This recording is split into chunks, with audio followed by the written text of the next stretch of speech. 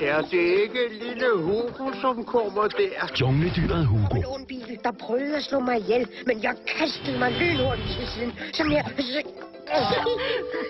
Professor Strix, hvad er det for et dyr? Dyr er det eneste af sin slags. Derfor vil jeg bruge det til et videnskabeligt eksperiment. Det er alt for farligt. Bare rolig. Jungledyr klarer sig altid. Tænk på, hvor mange zoologiske haver, der vil betale en formue for at eje et eksemplar af verdens sjældneste dyr. Men først må jeg vide, hvad der er inde i dyret, så jeg bliver nødt til at skære det op. Hvad for noget? Men jeg skal nok sy det pænt sammen igen.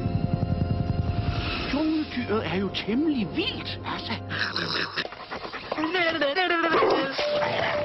Hugo er tilbage. De rendte rundt om hjørnet. Her er jungledyret!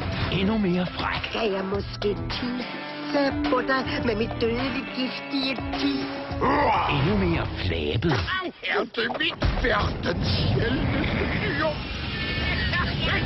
Og endnu mere fri.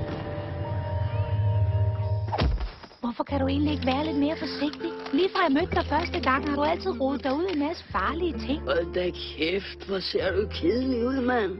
Hvad er det, der plager dig, mand? Jeg savner Rita. Hvem er så det? Min bedste ven, men hende ser jeg nok aldrig mere. Jamen, jeg er jo ikke din mor, lille ven. Nøgen.